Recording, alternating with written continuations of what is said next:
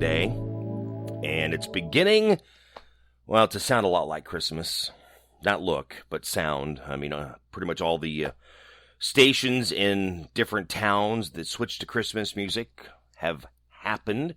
There might be a few markets that doesn't happen yet, hasn't happened yet, but for the most part, they've done the major switch for the holiday season. There was I actually was reading there were some that switched like October 1st. Yeah, so some actually made that switch in October. But that of course is happening now, getting ready for Thanksgiving, which is just just over a week away, about a week and a half away, and just the busy time of year as we're trying to make our way through things. And even for me, I know last night I had a trivia event, first trivia event, in a couple of years, because we've been dealing with the whole pandemic and things like that, and that was a lot of fun. I did that locally here at the Basilica in town. They were doing a little family thing for those part of the parish, and did that last night. So that was a lot of fun. Everybody seemed to have a lot of fun, so that was good. Next week I've got a gala that I'll be attending, Iowans for Life, and then it'll be Thanksgiving. Then it'll be Thanksgiving, and then the following weekend, the Chris Kindle Market will be back. I think we've I'll discuss that before that weekend. I'll probably end up not being able to get a podcast thrown together because that's going to be a busy weekend starting on Thursday. So I'll actually be down, and it's happening at Principal Park again, but it'll be Thursday night through Sunday, all day. We'll see how that all really plays out and everything. But yeah, that's been, again, a couple years, and I'm really looking forward to that. Run into a lot of people that I haven't seen when I do that, which is kind of fun. But yeah, it's just, again, it's that time of year, and the holiday ads are starting. The Christmas ads are starting. It's not, they don't even do like Thanksgiving ads. They just go straight to Christmas.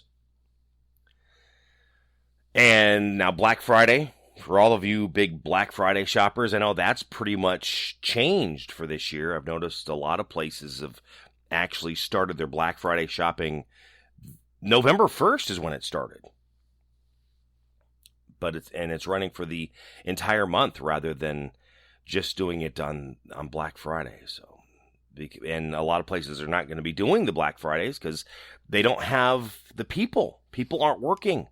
They're trying to get people to come in, and people are not applying, which is just, I'm still trying to understand this. This is a conversation that I was having I've been having for a couple weeks. And all we can think of at this point is that, they still have the edict, I think, or, about people not being able to lose their homes. They can't be evicted, as we're still dealing with the remainder of the pandemic. So, I mean, I know here where I am, here in Iowa, last I heard, there were, I think it was like 50,000 jobs and 75,000 people that were supposedly looking, but nobody can fill the positions. I mean, people are not working. What are they doing? You go to a restaurant, and there's one server for the entire restaurant because there's nobody working. What are they doing? Where is the responsibility for yourself? Oh, I'm being responsible. I'm staying home, keeping everyone safe. Now, let's discuss this 100 years ago, when people still worked on barter and you still had land where you could grow a crop or a garden and you could trade things. That's gone. The only thing people accept now is cash. They don't accept zucchini for payment. I really am at a loss for what is going through people's minds. I'm at a loss at the fear that we've been put in over the past 2 years.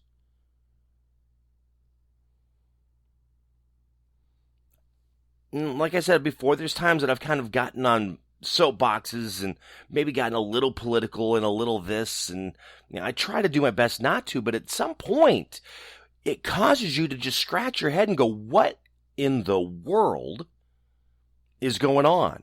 What are you thinking?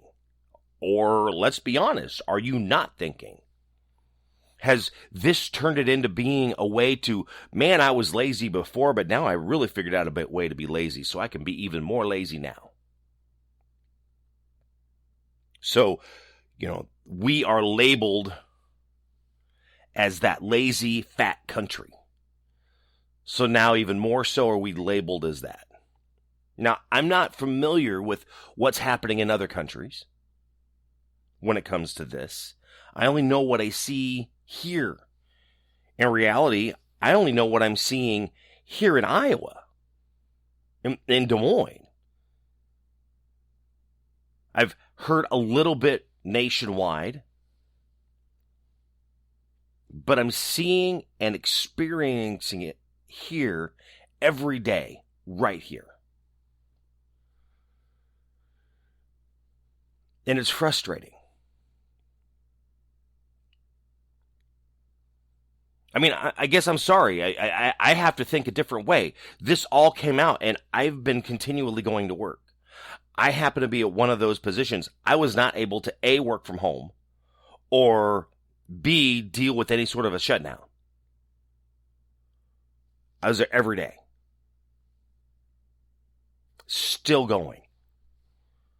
Every day. I don't know. Like I said, I'm just really, I'm lost. I'm confused. I'm concerned. I have so many emotions going through me. Yeah, I do get emotional, believe it or not.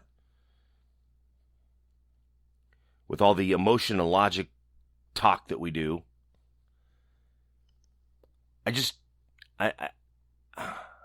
I'm not computing, and I'm not a computer, but I'm still not computing what is going on.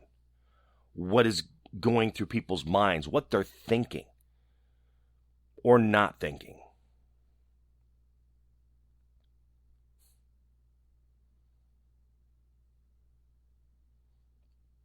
On the other hand, I just want to say it's ridiculous.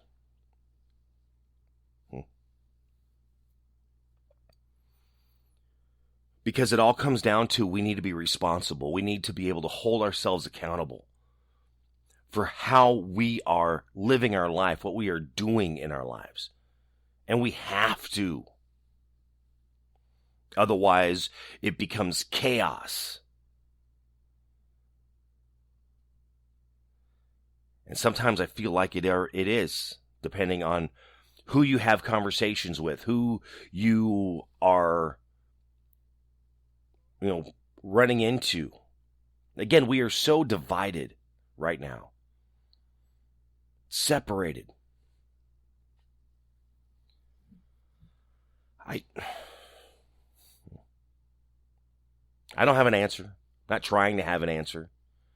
This is, I guess you could say, the frustration piece that I'm just getting out there that you're hearing on a lot of podcasts and talk radio. The frustration that we are dealing with every day.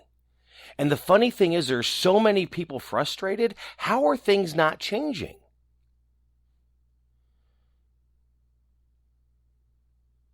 I mean, we've talked about the whole, I remember this growing up, and I heard it a lot, and it was always aimed towards Republicans or conservatives, the whole silent majority.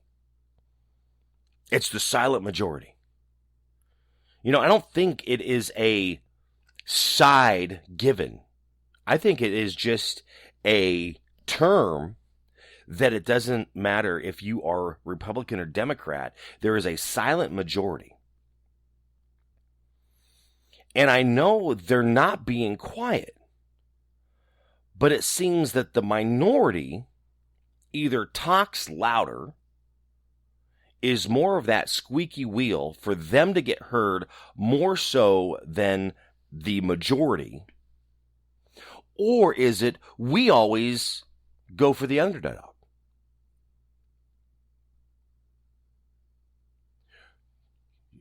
Can't support the majority, even though that's what the majority wants, because, you win in a vote by majority, right?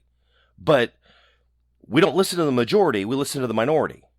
We're listening to the underdog. Not saying that they shouldn't be listened to, but there needs to be a balance. You need to understand the difference. You need to be able to have those conversations. And we are at a point, and we've been this way for years, those conversations are not able to be had. Because somebody speaks something and that's right, even if it's not. Or even if it does not make sense. Again, we have to be logical as we think things through.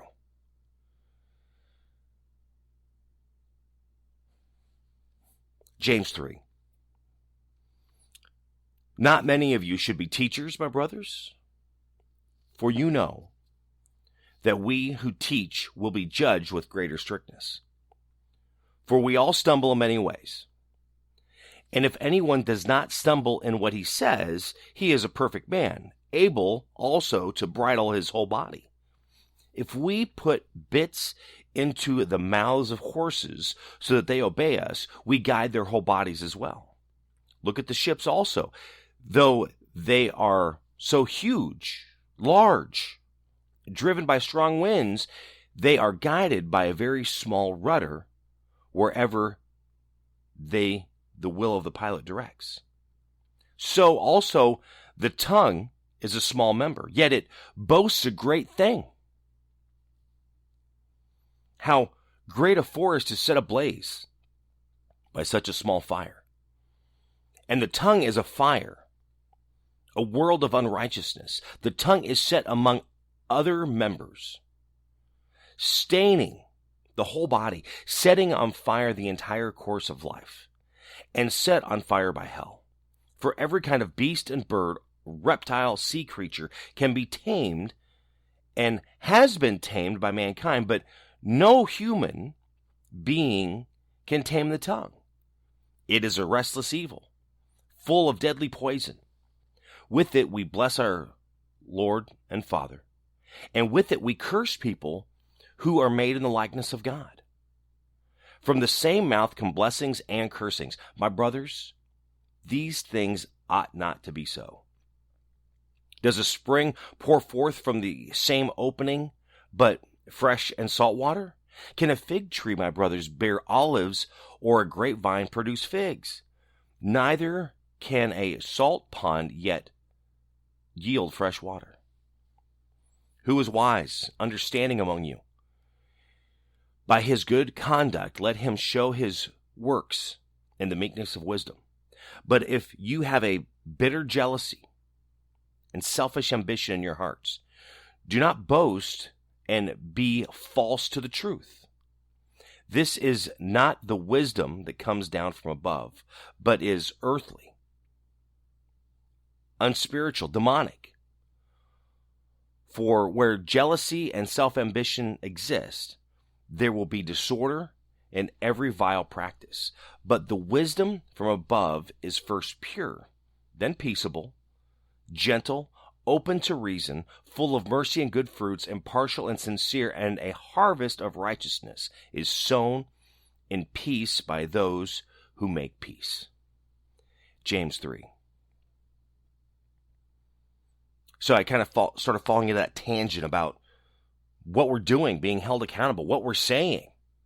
And that's where we're at. The taming of the tongue. You say good things, but at the same time, you can tear somebody down. We need to be building up one another, not ripping each other apart. When somebody is down, you don't keep kicking them while they're down. You help them up, you build them up so they can succeed, so they can be better. It all boils down to the bottom when we're talking about jealousy and self-ambition. How often do we see jealousy and self-ambition? Every day. I know I do, especially in the business that I'm in. I have seen that for so many years. And people that will just mow over someone else to get where they want to be, and you do not matter to them. Seen it. Watched it. Been part of it. But that's not how we need to treat one another. We need to make peace. We need to be gentle, impartial, being able to listen, being able to have a conversation, a debate, not a yelling match. You should be able to debate your point, not always trying to prove or change someone's mind, but being able to have a good debate with somebody else that this is my stance, this is what I believe. This is your stance, this is what you believe. Being open to reason enough just in case something might be off, but then again being true enough that if it is not off, you still walk away being able to have a conversation. I have many friends, we do not always see eye to eye. We do not believe the same things. But we are able to have conversations about that. You talk to me, I talk to you. Again, if someone is in need, we need to help them. It's our responsibility to be there for them. I know nobody wants to hear that. Nobody wants to think that. But that's what it is.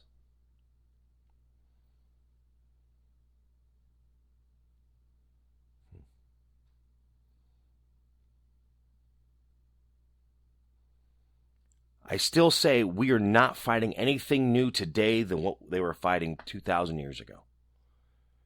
Especially when you're reading out of a book that was written 2,000 years ago. And you can still read and hear issues that they're talking about of that time, of issues we're still talking about of this time. So I said, always read this. When I share with you today, James 3, go through that, read that. What does it say to you? How does it help you?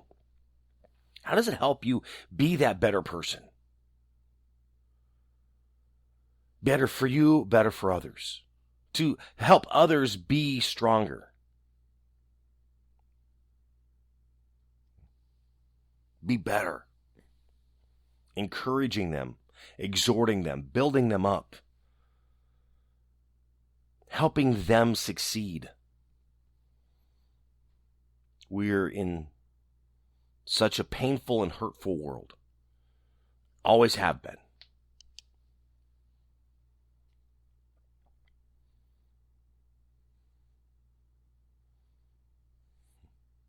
Since, well, not the dawn of time. It started one way, became a different. You go back to Genesis for that.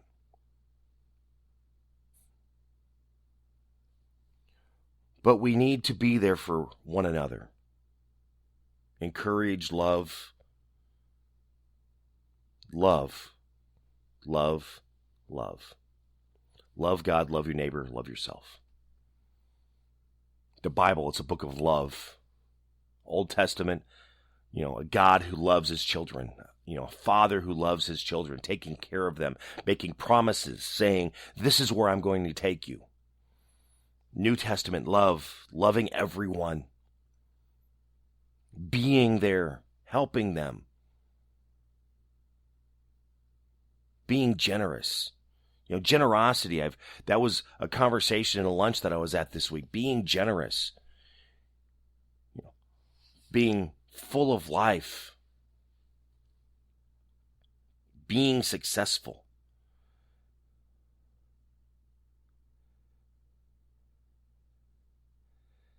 and being successful,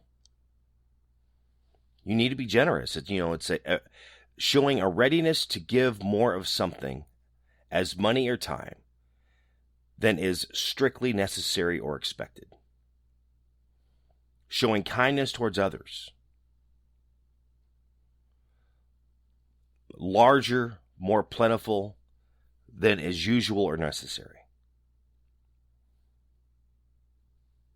Now, there's lines on that when you're looking at generosity and being generous.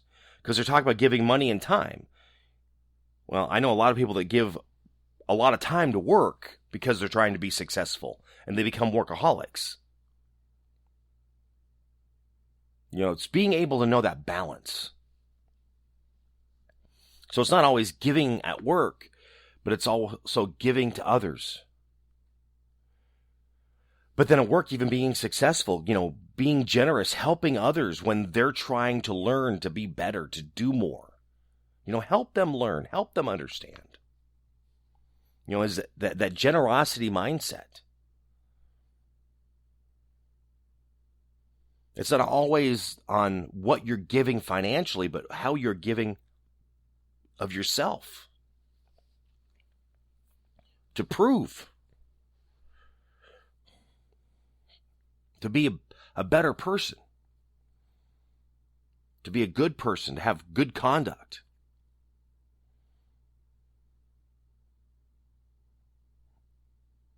Not having a self-ambition for you, for me, but being able to share that to help others grow and be better as well. So it's not about just where you're going to go. It's where everyone's going to go. It's how they are going to be successful in life.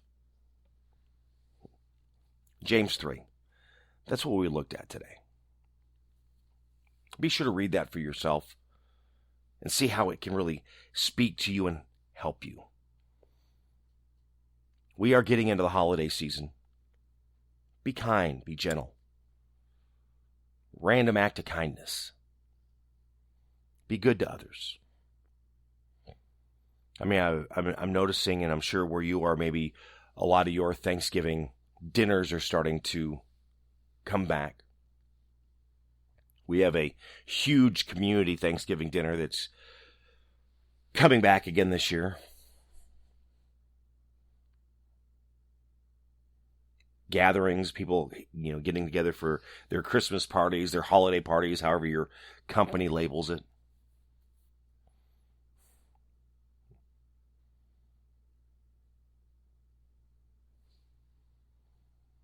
I got to leave it like this again.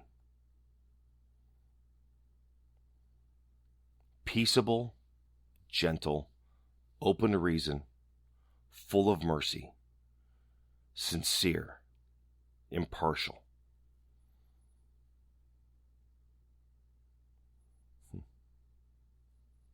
It's important.